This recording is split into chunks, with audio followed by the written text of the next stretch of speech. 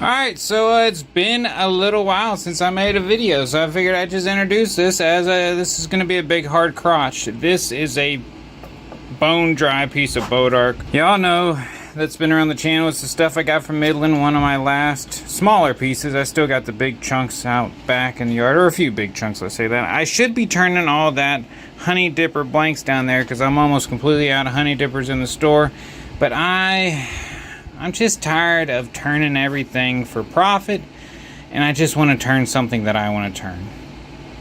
So enjoy. Before we turn anything, we got to put in a big dip of snuff from Grizzly Long Cut Straight. They are a sponsor of the channel. no, they're not. But yeah, this project's just gonna be me pretty much fucking around with this big hard crotch, a boat arc, big hard crotch. That's probably gonna be the name of this video. Alright, dip of snuff is in. Engage the big hard crotch. See if I remember how to do this.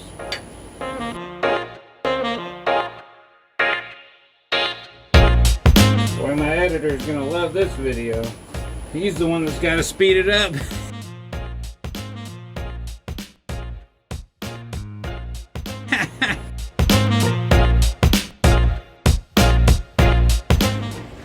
The process is going to be pretty slow going. I just need to get this chunk off and I should be able to speed it up. I mean, I think I'm pretty well balanced here and there, so. Alright, so I got an idea, and I'm not sure if this is going to work or not, but as you can see, I started this off between centers. Yes, there's a spur drive buried in that in there, and because I wanted to try to get this piece somewhat balanced, and I think I'm there. I've got a little bit of this chewed off, but it's just going to take way too long. I'm going to show you my idea, and I don't know if this is going to work, but we're going to try it. Just hang on. Hang on to your nipples. Damn, did I get it first try? Basically, all I'm trying to do is try to get a line or an outline, take it over to the bandsaw and get rid of a lot of this waste. So, we're gonna doodle. Thank you to my daughter for making me keep crayons in my shop. Well, I don't know what fucking line I'm gonna follow there. Jesus. I'm sure I'll get a better look for it when I get on my bandsaw. To the bandsaw! 3/8 blade, dull as shit. Let's see how it works.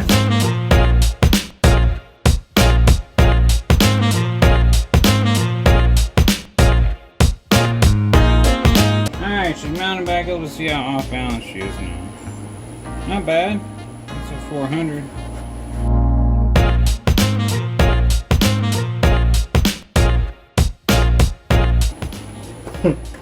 Move your tool wrist, then turn it off and look at it. That's smart. Yeah, this is gonna be like a what not to do on a wood turning video.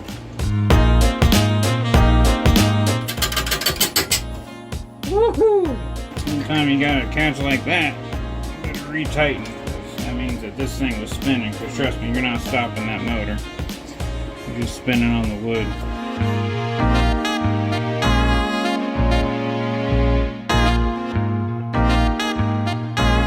Got a little carried away.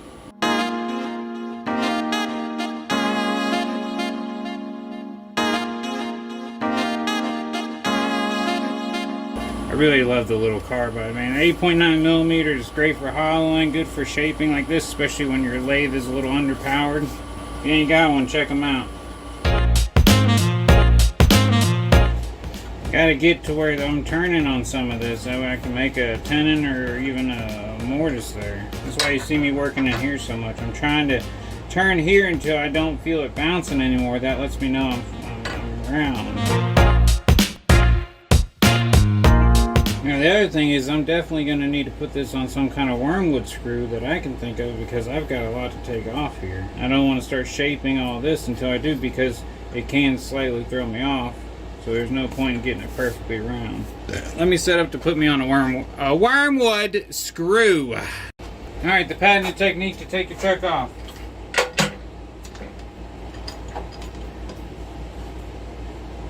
Don't do that. We have faceplate on. I decided to go faceplate rather than wormwood screw, since the wood is not the hardest on the outside here. It's a little soft and rotted. So these screws will get down into the hardwood.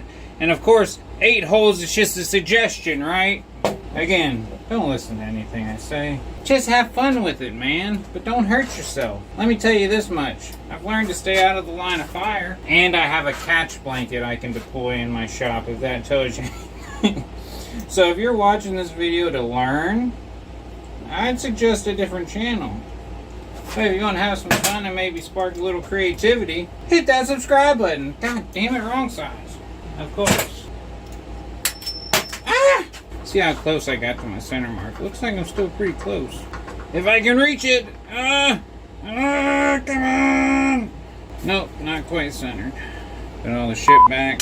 Definitely gonna put this on to start it up. Where'd my tool go? There it is. Alright, so now we have the new center established. Since I still got a lot of roughing to do out here, we're gonna bring that back up. Get my other shit out of the way. Away with you. Ah! Whack, whack, poke, stick, block. Alright, we're gonna try to do a little shaping here. That way I can get an idea of if my cracks are worrisome enough to need to fill with resin before I hollow.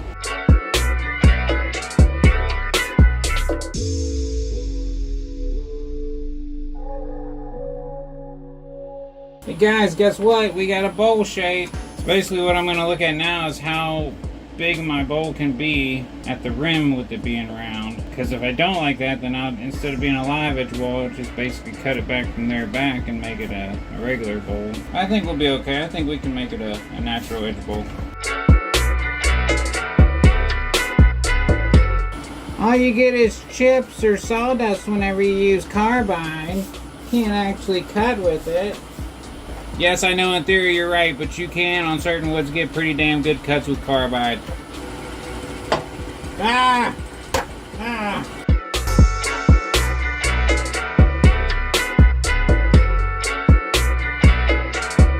People ask me all the time, Brad, why do you put a mortise in the bottom of your bowls? Isn't a 10-inch stronger? And my whacker just fell down. And I often tell them, yes, a 10-inch stronger would probably be the best choice, but I'm lazy.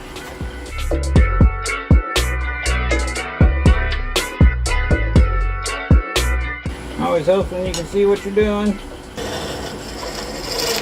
Ah! That's enough of that for now. I still don't like the outside shape. I want to give it more of an angle. Ah, shit. I gotta move this back a little more. Oh, I'm hitting you. Oh, God.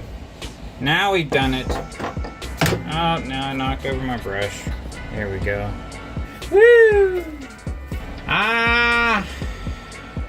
I don't have my small square here. So we'll just use a parting tool. Makes a good mortise.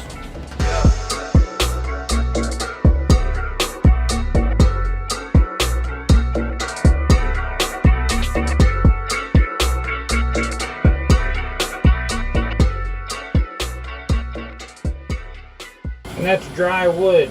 That's what's amazing about it. It's just super hard wood. And I think we're almost there. Almost to a shape I like. I don't want to keep fucking with it because the more I fuck with it, the smaller it's going to get. I think I'm going to go with just a really, really small foot. And I'm going to establish that with my parting tool. The line I want to hit. Okay, that's it. That's all the little, I mean, just a little bitty foot. A little baby foot.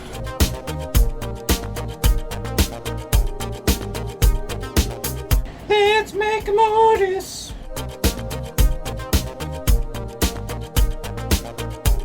Just got this little handy dandy thing not long ago. Let's see how well it works.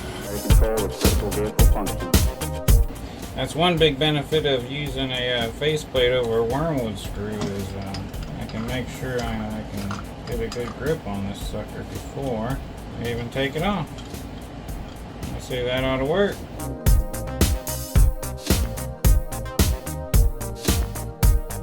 I do a little sanding, but man, she's gonna be a pretty one. It's gonna be a live edge too, pretty well balanced for the most part. Alright, so we're back, and I let you skip all of the sanding. You're welcome. I put about 3 coats of shellac on here. Now I'm gonna dust it off, get the little nibs off, and then we're gonna polish with the sanding paste. I'm gonna let you see that because that's my favorite part. Been trying this random orbital sander. I don't really know if it makes too big of a difference yet, but I'll keep playing with it, and if it does, I'll let y'all know.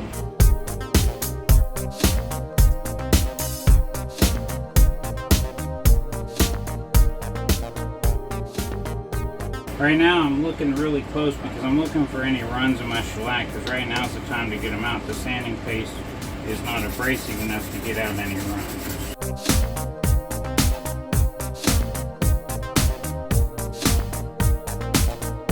I will say one thing I don't like is right when I want to get on this edge, it's hard to do with this because it's orbiting this way, so you can't really knock it right up alongside. So that's one drawback to using something like this. Like I said, I don't know if it's really going to be worth using or not.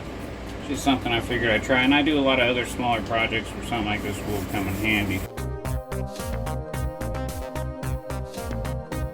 3, 2, 1, 0. Alright, we're back. I went ahead and wiped it down with mineral spirits while my compressor was going. Didn't want to subject y'all to that. But now I've got my sanding paste. It's sold on my Etsy. It's an extra fine sanding paste, and yeah, it's going to shine this sucker right up. If you put down a nice shiny gloss base, it'll polish up whatever base you put down.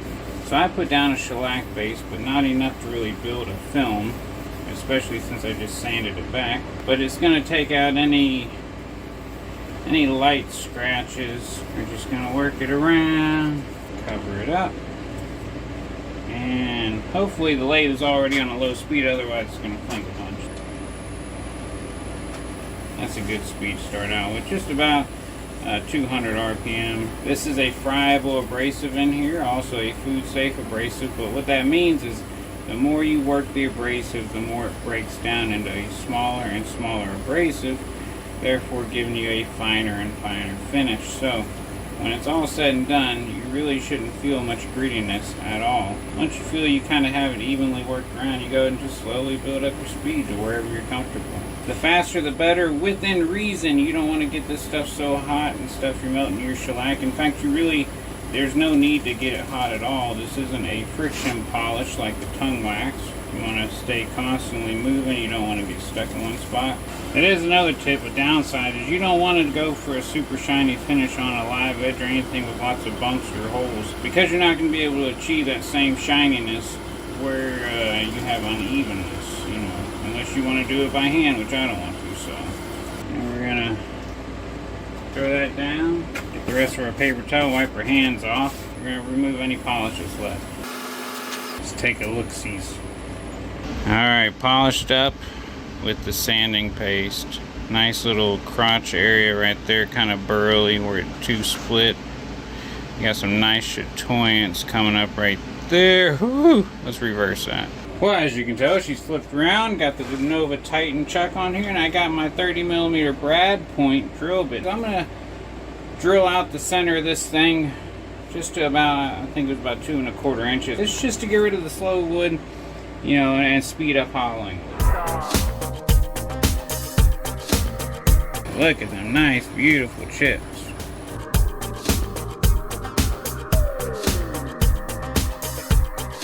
And I'm going to leave it this thick till I kind of get down here a little ways.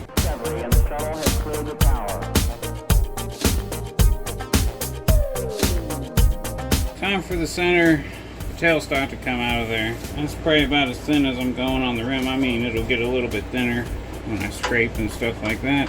Ah, my lights! Whack! Here's a pro tip. Take this out of your tailstock when you're not turning with the tailstock. Otherwise, it'll poke you right in the arm and it hurts like a bitch.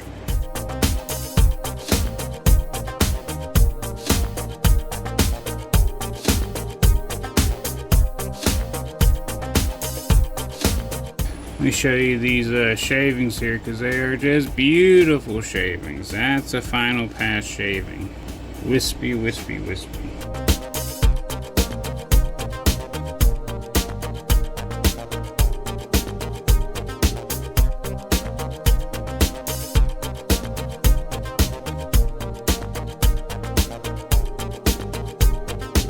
Every 4 computers now have primary control of critical.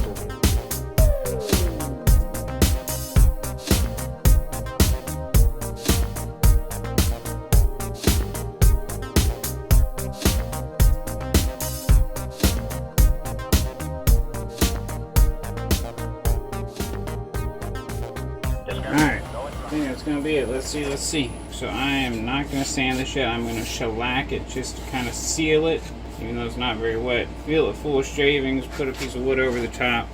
Just putting a little bit on a paper towel. This is gonna get sanded or scraped off later anyway, so it really don't matter if there's runs or anything in it. Literally just to try to slow the wood from drying. That's it. That's all I'm gonna do right now. Alright, so really simple. You want your most recent shavings that you can get. Throw them up on there. I'm sure this looks really awkward. Put my little IKEA slab up there. Would have been smarter to have my tool rest extended already. And that's it. So, she's been shellacked. You can kind of see there's shavings down in there. And that'll just kind of help the bowl dry a little slower. And granted, it's live edge and stuff, but what you don't want is to come back, let's say in a day. Honestly, truly, you should finish right now. But since I'm going to go hang out with my kids, and they're a little more important than this bowl, what I don't want is to come back and this bowl be all warped to where I can't sand it easily, or maybe even do a finish scrape. So I found this technique works pretty good.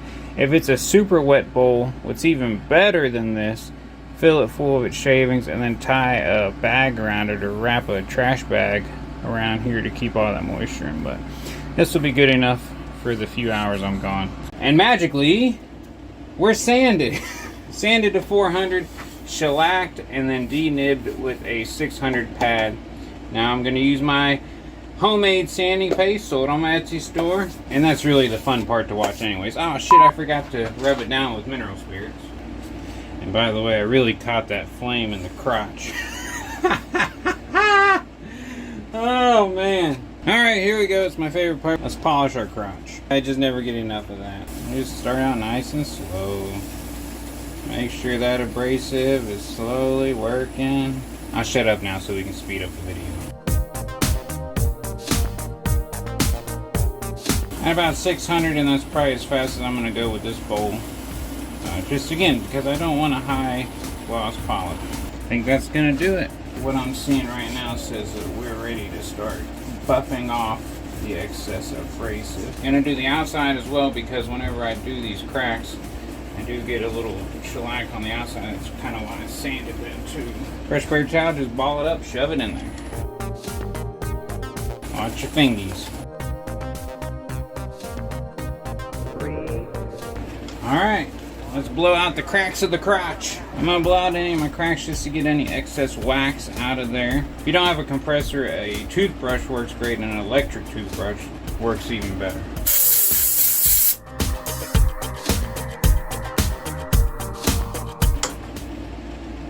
Done. She's off the lathe.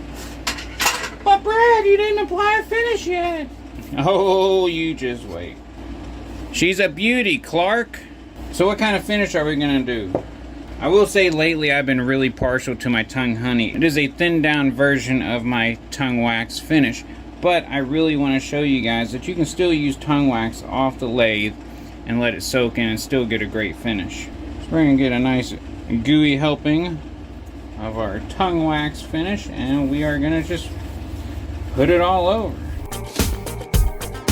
Liftoff is making 41B, the first flight of the orbiter Discovery, and the shuttle has cleared the tower. So the inside's done. I want to show you another little tip that I like to apply with, rather than using a paper towel, because this does kind of keep some of your finish in there. I really love applying with these white Scotch-Brite pads. They're basically like a 4/0 steel wool is what they're compared to. They don't soak in any of your finish, so you're not losing any there. And you're also kind of sanding and polishing your bowl as you're applying. So these are really my preferred application method. She's getting a little slippery now, so we're gonna bring her into the belly. Just hitting the inside again with the Scotch-Brite pad. And that's pretty much it. Once you got a nice thick sheen kind of coating all the way around, you're gonna leave it. Now, typically I would be doing this inside my house, but since my kids are home and stuff, they'd be yapping too much. It's around 6 o'clock in the evening right now. I'm gonna let this sit inside overnight, and probably before I go to bed around 10 or 11 o'clock, I'm gonna keep this same pad and come back, and I'm gonna wipe it down again. If it's complete, if all the tongue wax is completely absorbed, I'll add more. If it's just dry in a few spots, I will just move around what's already there. I'll let it stay on there, wake up in the morning, do the same thing if I need to. Every piece of wood's gonna be a little different. You know, if you got a really thirsty piece of wood, you might need to keep applying coats. But that's also a big reason why I like to add the shellac, because that hinders some of that absorption. But then around 12 to 24 hours later, I will wipe off the excess with the paper towel. And that's when I'll bring you back to show you what I do after that. Alright, just to give y'all a quick look, this is the next morning, and as you can see, that bowl sucked up every ounce of that wax. So, you gotta play it by ear sometimes. I'm gonna add a second coat of tongue wax and see how it does. Basically, I'm gonna keep adding coats, wiping it on and buffing it until I see that it's leaving some excess on the surface.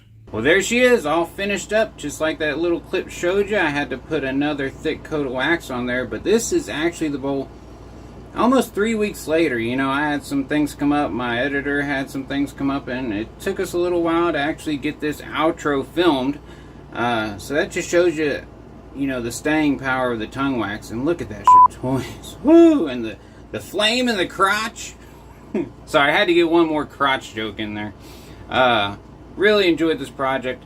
Tongue wax came out beautifully. It's such an easy finish. I mean, there's really no screwing it up. But if you're interested in using that tongue wax or sanding paste, there's always going to be a link in my description to my Etsy store to pick that up. There's a few other creators on YouTube using it as well, and they seem to be happy. I mean, go look at the reviews if you're interested in it. I don't have to tell you nothing about it.